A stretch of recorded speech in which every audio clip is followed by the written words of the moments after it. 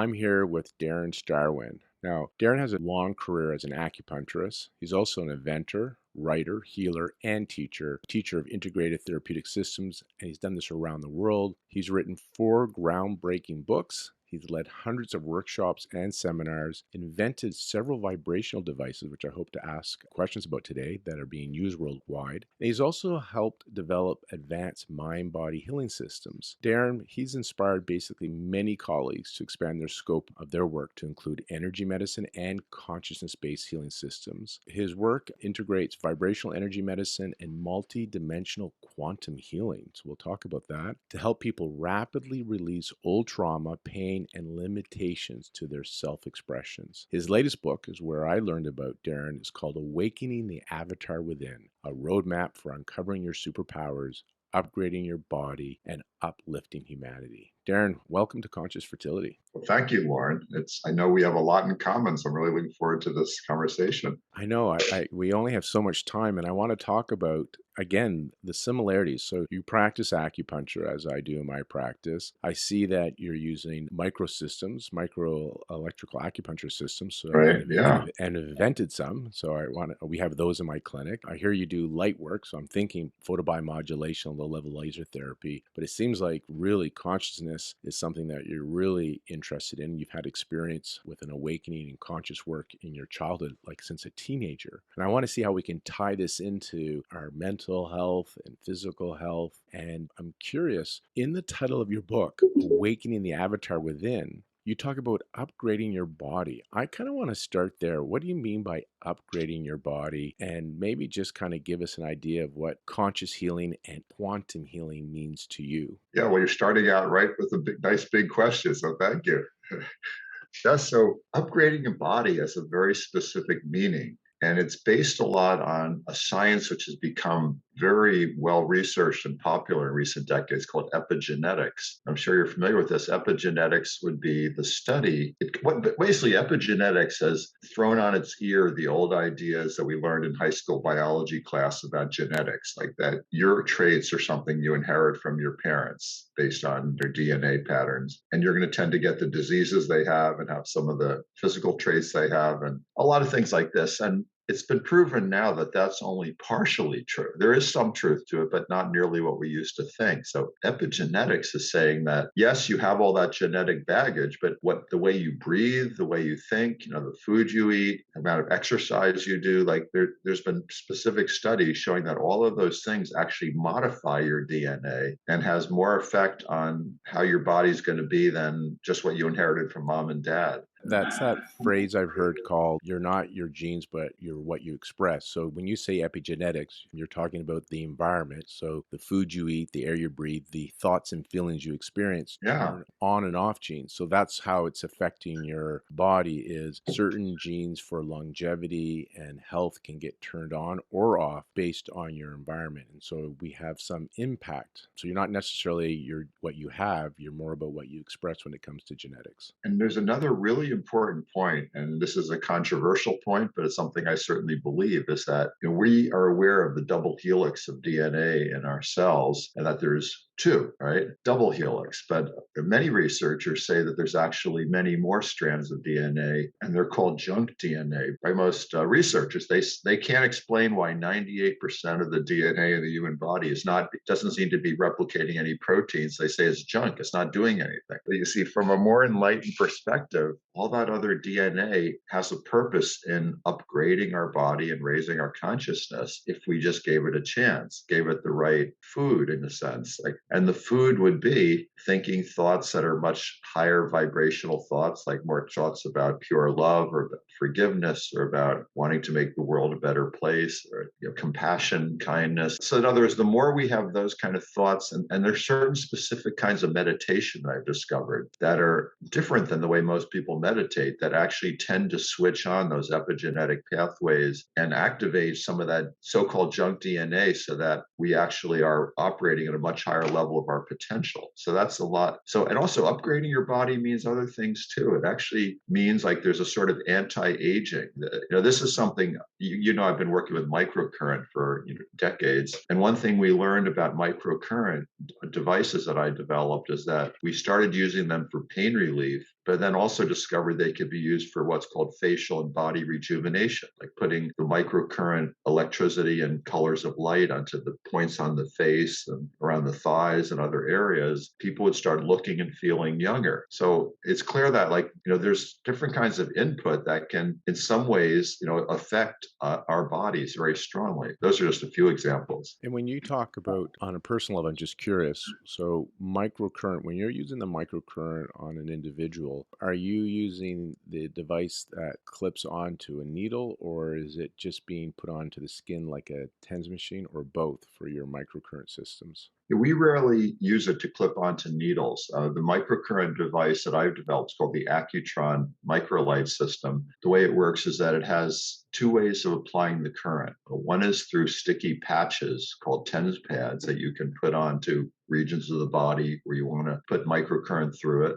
And you can even treat the whole body at the same time, let's say by running pads between the soles of the feet and the palms of the hands. Then we also have probes, which are these wands that the therapist would hold in their hand. And those actually deliver the microcurrent and light to specific small points, like acupuncture points or trigger points. And that is a much more powerful and rapid method than the broad. So it does both those kinds. And what is the mechanism of how the microcurrent is benefiting, say, pain or rejuvenation? Because I know on the traditional electrical acupuncture systems, and that's where in our practice we'll add the system to a needle, we have an option for milliamps, which is what a lot of people have used. Yeah. And we also have microcurrent. What is the mechanism of microcurrent? Why microcurrent over milliamp? Do you know kind of the mechanism of how it's benefiting the body and the cells? Yes, I do. In fact, my very first book was called Microcurrent Electroacupuncture. And that's where I went into great detail about all those mechanisms and techniques. And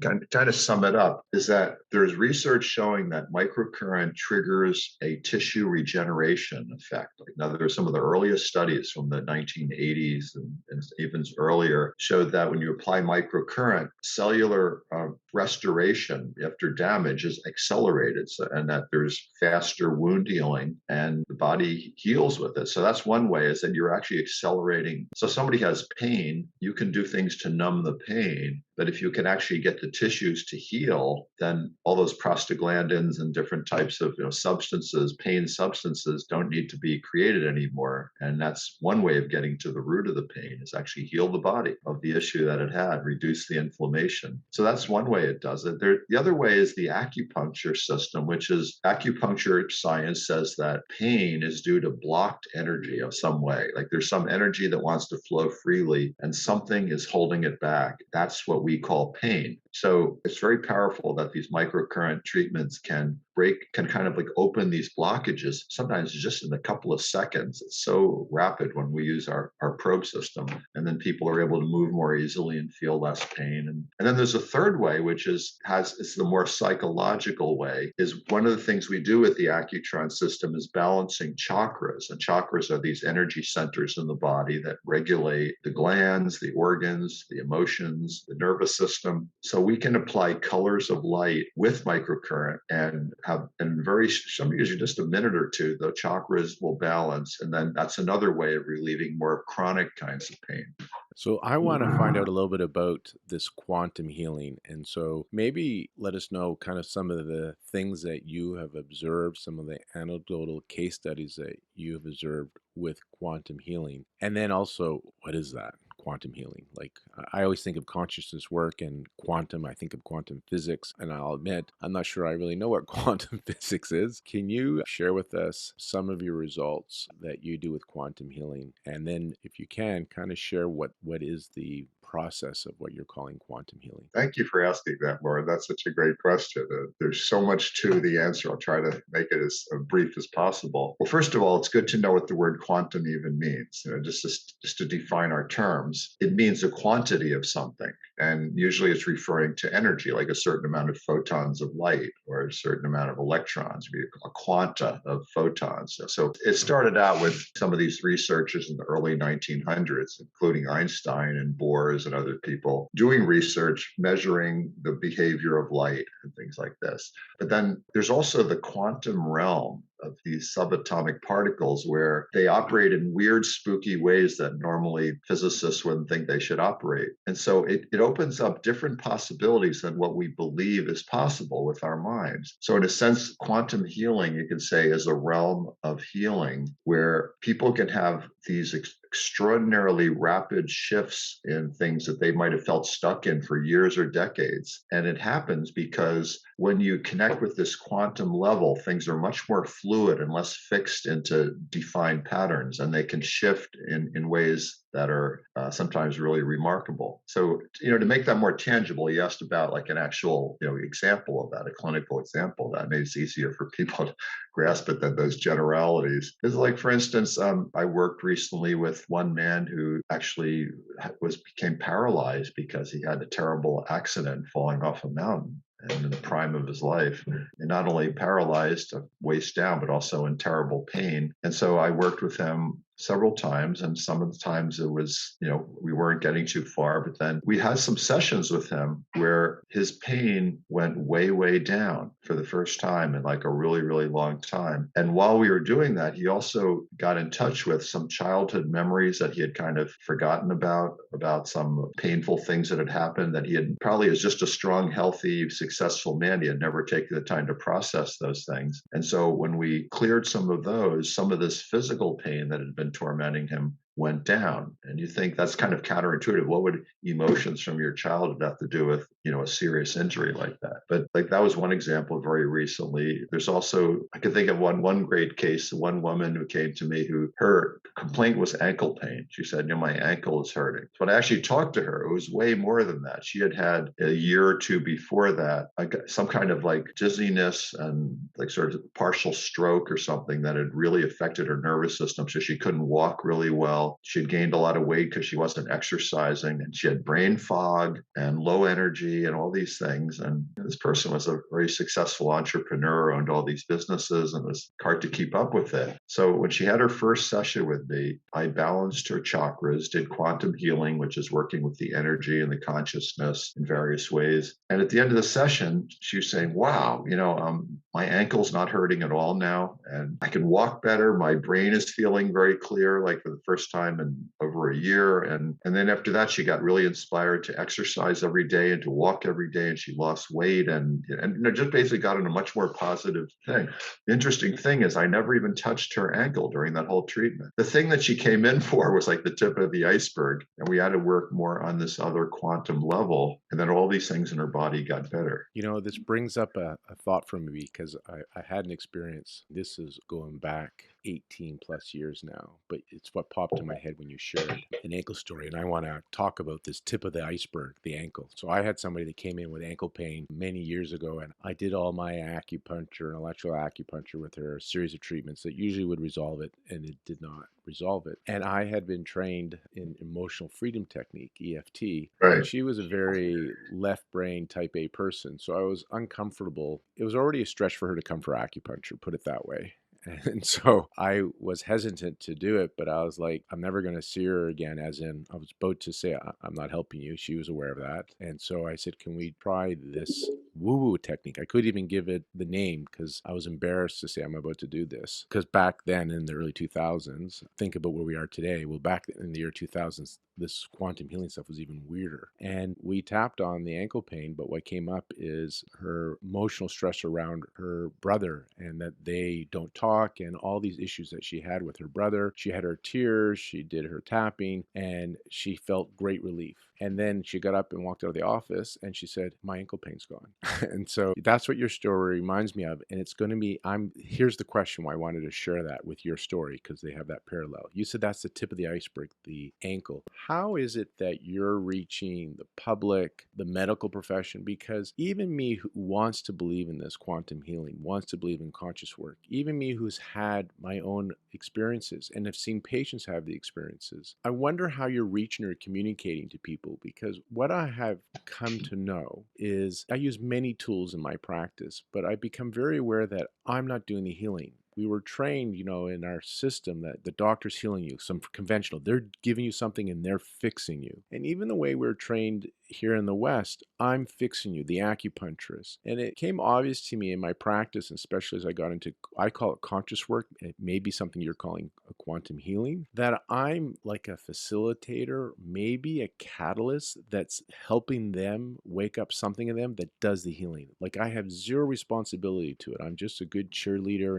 and I'm inspiring something that's triggering. And I don't know why it doesn't work for everybody. So it's a loaded question, as in you talk about this tip of the iceberg. So how do you communicate to people? Because this does sound we sound really weird and out there when we're talking about this, first of all. So how do you communicate with this? Do you have experiences to share that give people some comfort to relax a bit and be open to it? And I'm questioning, do you think you're doing the healing? Because I've become very clear that it ain't me. I know this because if it was me, then everybody would always get the same results when they see me. But, some people I'm able to help them activated in them, and some people I'm not. Yeah, well, I think I'll start with the most important point is yes, no, it's not me doing the healing.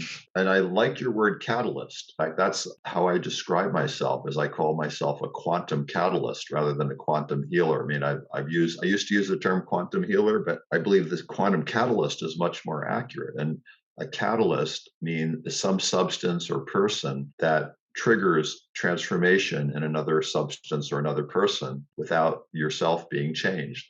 So that's just like a presence. It's the presence of something that triggers transformation. And I found that to be really true. That seems to be a gift that I have, is that I can be with I work a lot with groups as well. Just finished a 14-week course with doctors and healers that I was training how to do this quantum healing. And that I found that my presence when I'm in a clear place, which I'm learning to be in more of the time, does tend to trigger other people to do inner healing that was very elusive to them previously, that they weren't able to access it. It's amazing. I've had so many people I work with where they've literally spent years to decades going from one doctor to another and different spiritual teachers and self-help books and trying this diet and that diet and going through like all the things that society offers to heal themselves. And each thing would help to some extent, but it would leave them feeling like the core thing they really wanted, they weren't getting to. And this is such a common thing. I mean, I've heard this hundreds of times from people. And what's really exciting is I'm finding that as I'm trying to doing less, in a sense, I'm doing less techniques and less trying to help them with techniques.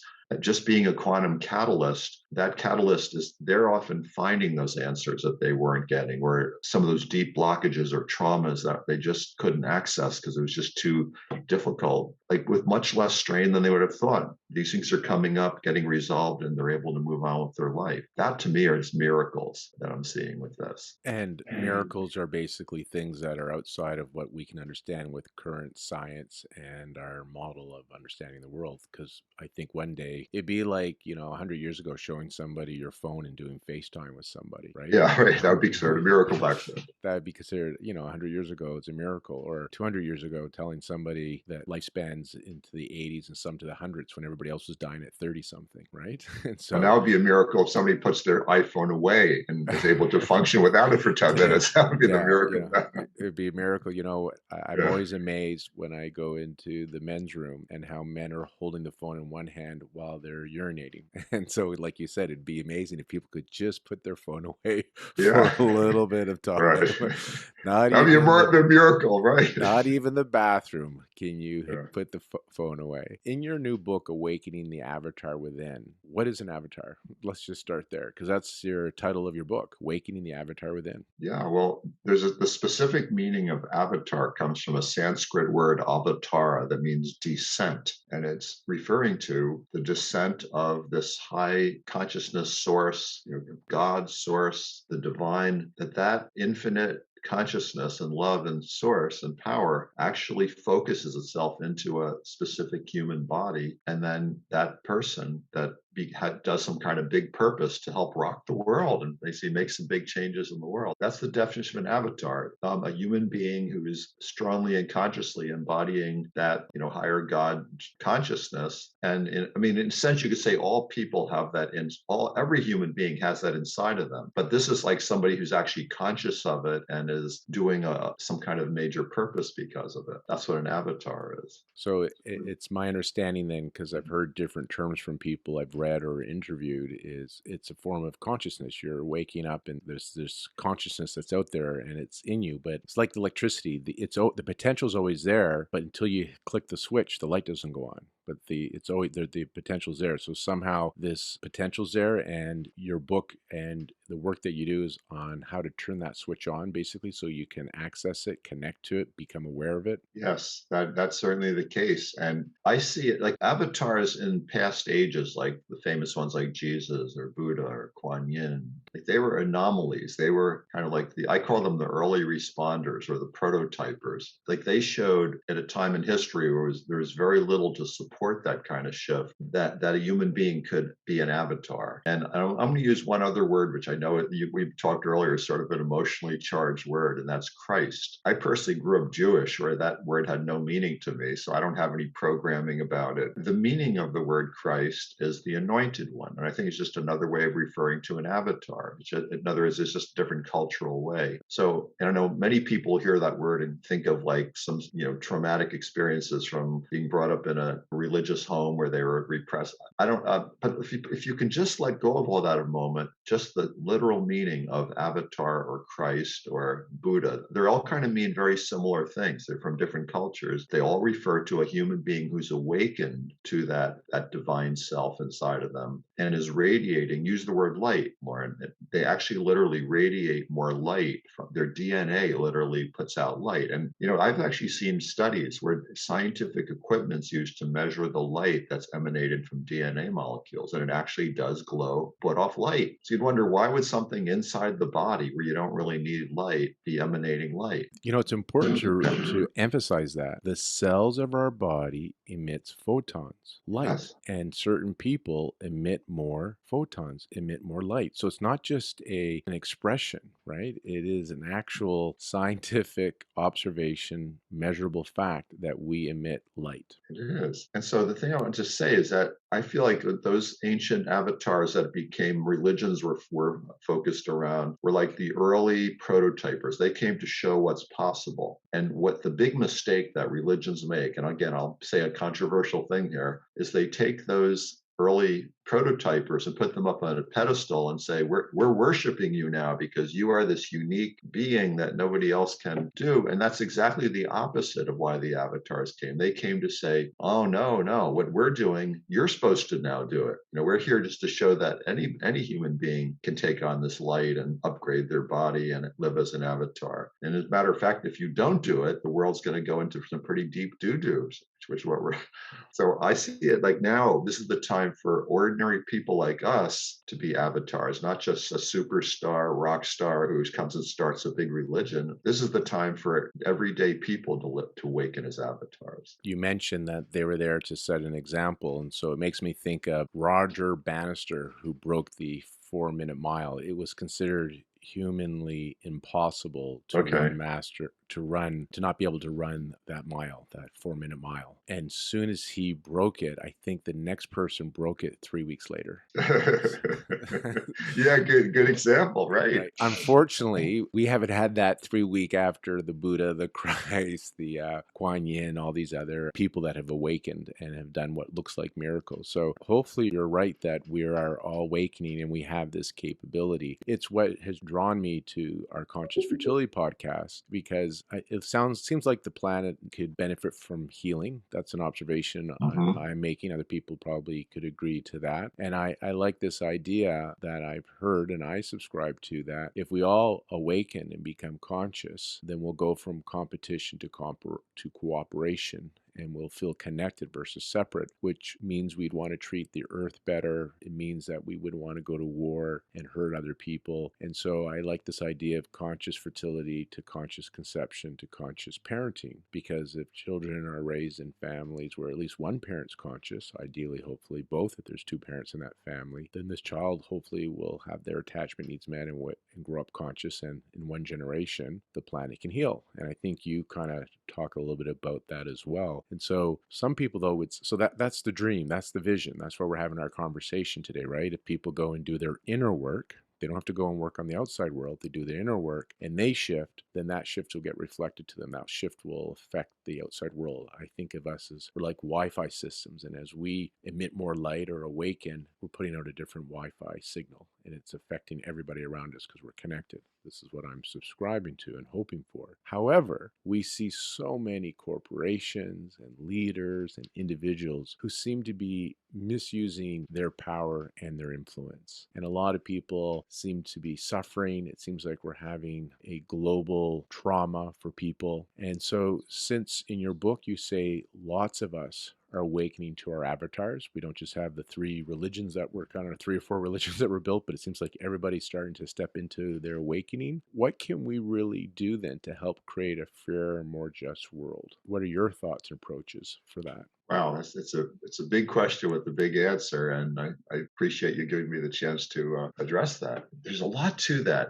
One hand, I think it's been proven throughout human history that human beings tend to get along with each other fairly well unless they're agitated by what I'll call greedy leaders or aggressive conquering kind of leaders. That, like, a good example is that in the early 1900s, there was Jewish settlements and Arab settlements in the Middle East, and they just kind of got along with each other. They were fine. In fact, that the Arabs actually welcomed these Jews coming from, in there because they were helping their living standards, and they weren't forming all this big war. But then when these Western powers came in and started carving up the area and doing different things, there is certain elements among that wanted to agitate and create discord and disinformation, just like we're seeing now. And then eventually became this big enemy thing, this big, between Jews and Arabs, and wars eventually happened. So there's been so many examples of that. So I feel like there's actually elements in our world that are purposely trying to agitate the human race and have us be more in conflict because they benefit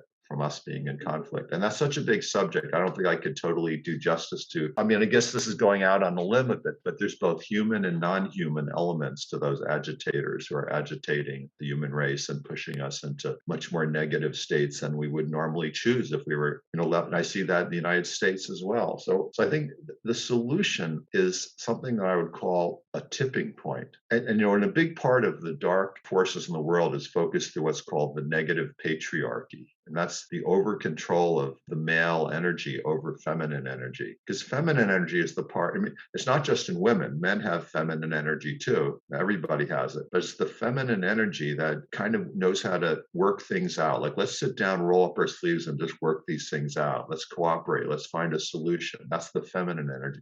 The male, separated out male energy is more like power over other people, going for as much personal aggrandizement as possible when it's separated from the feminine energy. But when the two are in cooperation, which is how we're designed, we have things work, things flourish. So I think that this male patriarchy that's grabbed control of our money systems and our political systems, and it's running rampant, and it's really getting ready to destroy our planet unless we come into a greater balance. So I see a tipping point of shifts of consciousness, like going geometrically rapid shifts of consciousness back toward that more balanced state between our male and female selves, within ourselves, in our communities, in our governments. And that is a definite elevation of consciousness. And it happens by people acting as catalysts. The more people that are quantum catalysts and can trigger these shifts in others, it can start going extremely quickly. And that's what a tipping point is. It's when something small happens and giant shifts happen in a short amount of time in society. That was proven in the book, The Tipping Point by Malcolm Gladwell. He gave all these wonderful examples of how giant trends in society that affected millions of people started with one or two people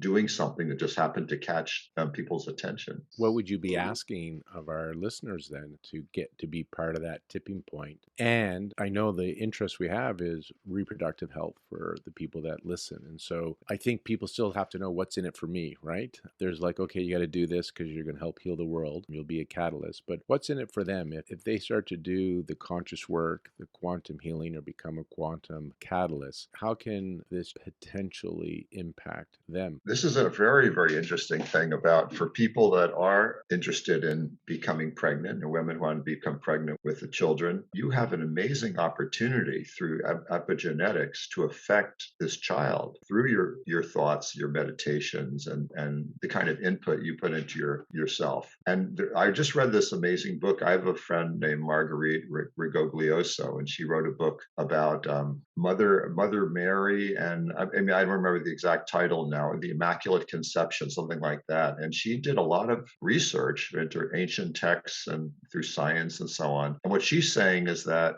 Jesus was this amazingly, powerful being, prototyping all these higher abilities, and that Mary actually should have a lot of credit for that, because while she was carrying Jesus in her womb, she was doing all this meditation and visualization and eating special foods and like doing sound healing. And I mean, in other words, she was really like a spiritual master doing all these things to affect this baby growing in her womb so that he would end up being like a Superman, and that she did it very deliberately, and that the Bible doesn't say that. It just sees her as just like, a holy, nice woman who happened to have this child. But according to like this woman's research, it wasn't that way. It was very deliberate. So I'd say that the benefit to you is by you raising your consciousness and activating your DNA, and in other words, coming into a much more positive state where your male and female sides are more in harmony. If you are, wanting to become pregnant or wanting to become, you're going through fertility, you're going to be bringing a much more positive energy to this child, and probably a much better chance that the child will be healthy. And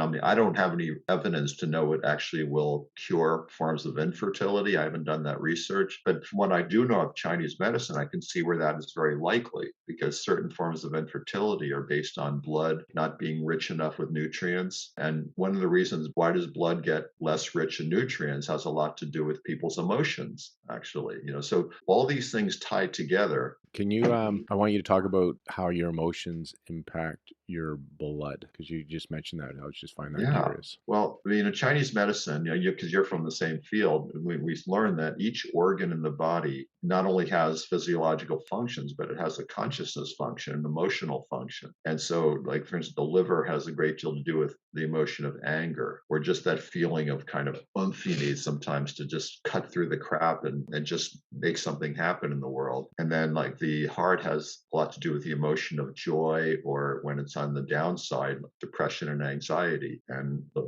lungs have to do with the emotion of grief. So basically, we know scientifically that blood is generated, I mean, partially by the spleen and partly in the blood and the bone marrow. And so, from the viewpoint of Chinese medicine, if you're in a much more positive emotional state, a more loving state, you're going to directly affect those organs through the principles of epigenetics, and they're going to turn out higher quality blood. In other words, all these functions work better when a person's in a positive state. And this has been shown in research studies over and over again. And to bring back this talk about epigenetics and the Chinese view of this, since we both have this as our background, there's this concept to our listeners in Chinese medicine called prenatal Jing or essence and postnatal Jing Right. and essence. Yes. And I think, and this is thousands of years old, and the idea of genetics and epigenetics, this prenatal Jing is your genes, and this postnatal Jing is your kind of like epigenetics, meaning once you're born, how you eat, live, your environment is going to impact your health. and the prenatal is before you're born. So this is what Darren is talking about, how you have this influence, and he's talking the biblical Mary had an influence on Christ and before he was born, is how she thinks and feels. And we now know more from a Western perspective. The 3 months, 100 days leading up to conception is when the egg and the sperm are being impacted. So it's not just when you're pregnant, but what you're doing. And this is why so many of the Chinese medicine practitioners that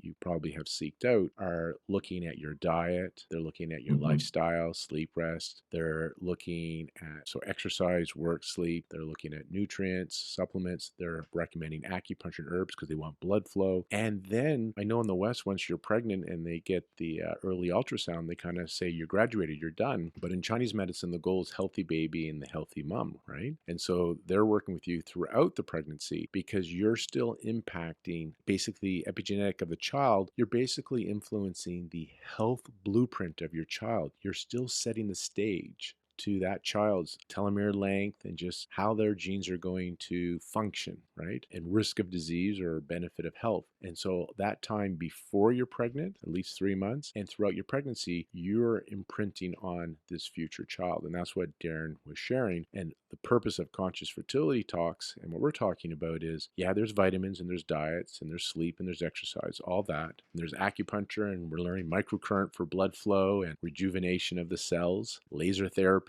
as well. We think the missing link, I think where we really aligned on this, Darren, is this mental, emotional, and a spiritual or this conscious approach, this quantum catalyst approach. To me, it seems to be a missing link, and it seems to be hitting that tipping point where more and more people are realizing I'm doing everything, IVF, I'm doing all these supplements, everything. Something's still not right. Like they're just feeling emotionally not right, or they're not seeing the outcomes they want. And the suggestion here is this approach can make you feel whole again. We can't promise that you'll have a baby, but we can promise that you will feel whole and complete, or that's the goal. And I'm just curious. That's what I'm thinking. Is this something that you're aligned with as well, or are we not seeing eye to eye on this point? I totally agree with everything you just said. And, in my latest book, Awakening the Avatar Within, it does have practices and specific exercises that you can do to actually put yourself in that state of quantum flow and quantum healing. So it's not just a philosophy, it's actually practices. And that's what I think, really makes the difference. So, if you are a person who's wanting to get pregnant or wanting to, become fertile, if you're having trouble with that, doing these kind of practices. Again, I don't have any clinical proof and research studies to back this up. I'm just saying, based on having been a clinician and worked with thousands of people over the last 25 years, is that if you do these, it's going to have definite effects on upgrading your body to some extent. It just depends on how much you put yourself into it. I mean, I had one teacher from China who actually made the claims that if you do spiritual practice enough hours every day, like really devote yourself to it, that you can actually reverse the age of your body and approach immortality. If you actually are willing to do 4 or 5 hours of special chants and practices. I never was that motivated to try it out to see if that was true, but Well, was your teacher 10? Like, did it work for your teacher, or did they look like an old Chinese man? Oh, actually, that guy was a pretty good walking advertisement. I mean, he had so much energy all the time. He was amazing.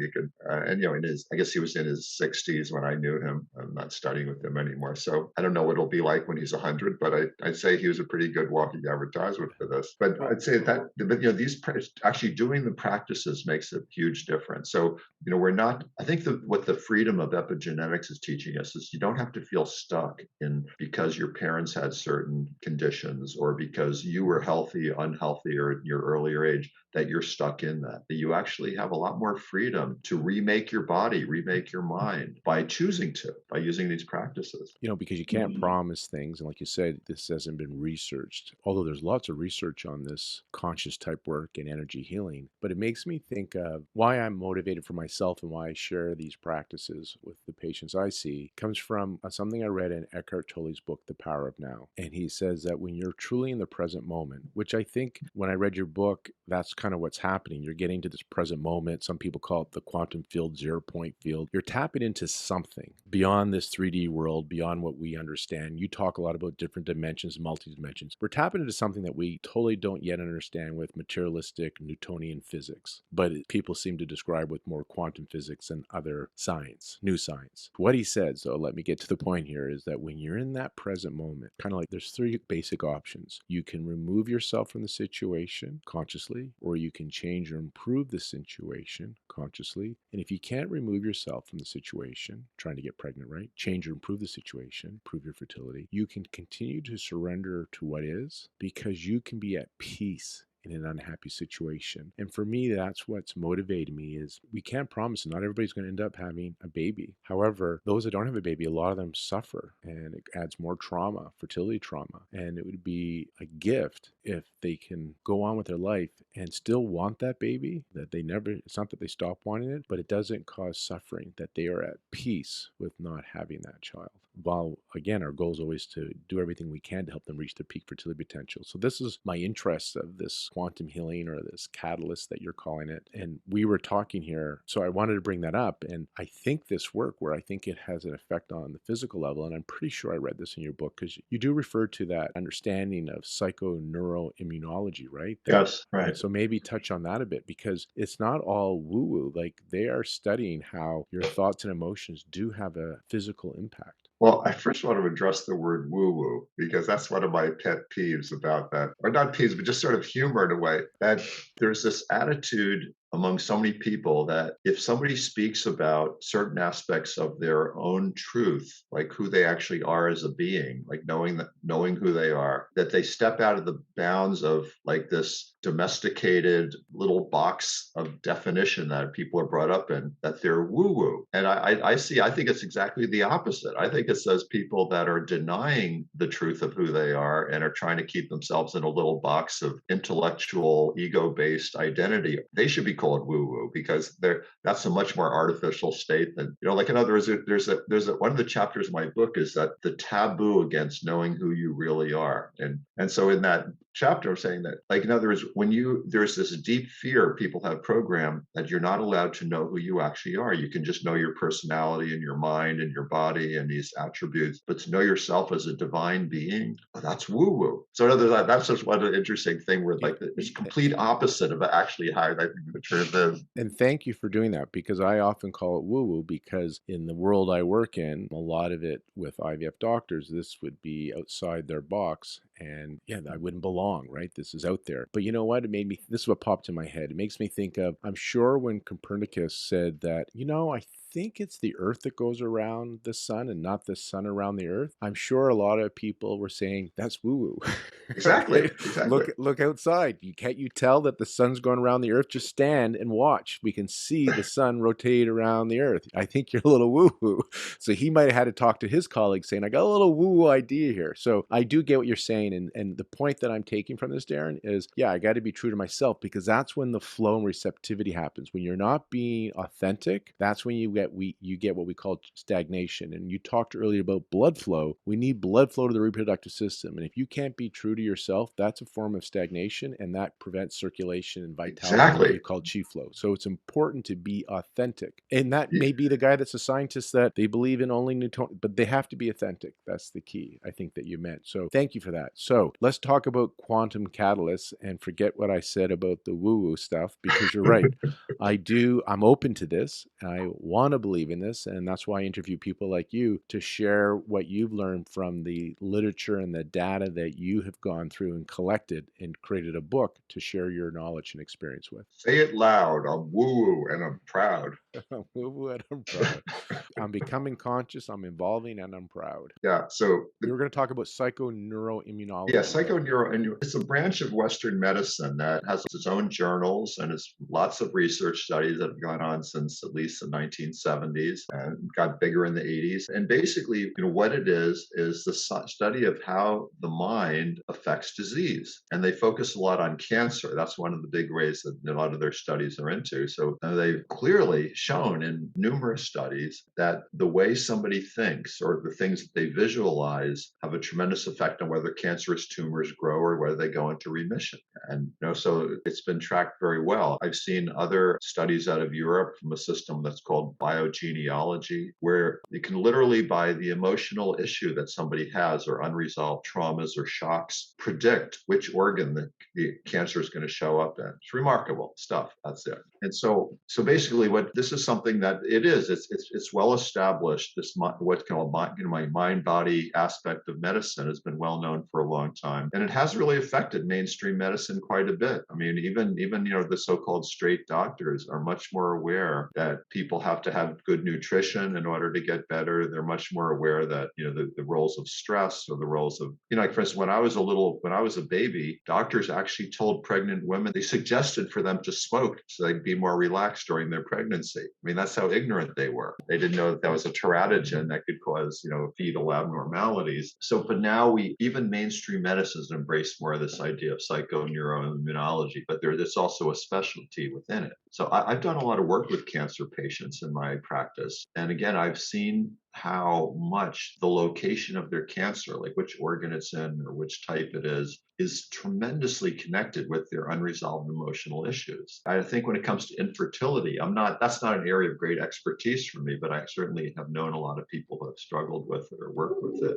It's really important to look at the role of the mind and the emotions in that, because, and there's specific things that a person could do in order to really improve the likelihood that if it is possible for them to become fertile, that it will be much more likely. And that's what we're doing here is how can we optimize your chances, and let's bring in the mind body connection. And so the mind and the body are not separate. And then there's this whole other understanding or a whole other potential of upgrading the body that really isn't in mainstream medicine, that you're not hearing about, but people are starting to explore. More people are talking about it. More people are getting comfortable that are scientists, that have their doctorates, and they're doing research in this area to understand it. And so I think the tipping point that you talked about, I think we're in it. I think we're seeing it happen today. And Yes. I think we have hope. Even though it looks like things aren't so great in the world, sometimes pain moves us quicker. And so maybe there's something that's going to be good that's coming out of what's happening we see in the world. And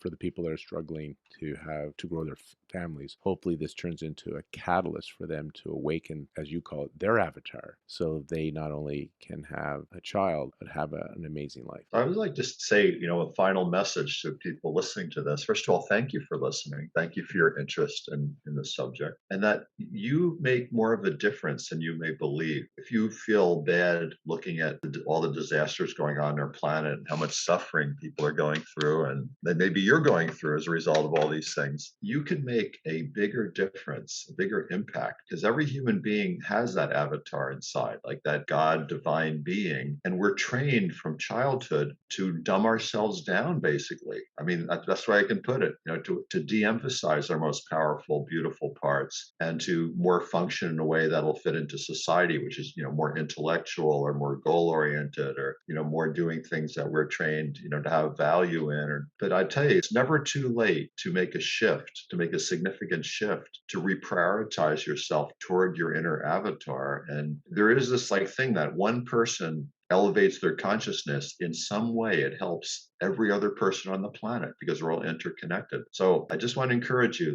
don't look at the world and get discouraged. Just the best way to get even with all the bad stuff in the world is get happy and find that inspiration that when you start feeling your own light increasing, it tends to make you happy even when things around you maybe don't look so good. And then you become part of the solution. One last thing I like to say is I have a new website called lightworkerministry.com. It's LIGHT, then Lightworker Ministry. And that I put a lot of my best videos, classes, courses on that website. There's also live Zoom meetings every other week that are very high energy that really help you bring out your avatar and awaken your consciousness and heal deeply. So a lot of great resources there if any of the things I'm speaking about if we're interested to you. Lightworkerministry.com. Darren, I want to thank you very much. And I want to direct our listeners that Darren has a book, several books, but the latest that was the catalyst for us to have this discussion is Awakening the Avatar Within, a roadmap. So he talks about the how to, uncovering your superpowers, upgrading your body, and uplifting humanity. So you can check that out as well. So he talks more about some of the tools and techniques to help wake up that avatar, what I call that consciousness inside of you, so you can have that catalyst or quantum healing experience. And again, thank you guys for listening and wishing you the best of luck. Darren, thank you very much for today. Thanks for having me on, Lauren. It's really been fun talking with you.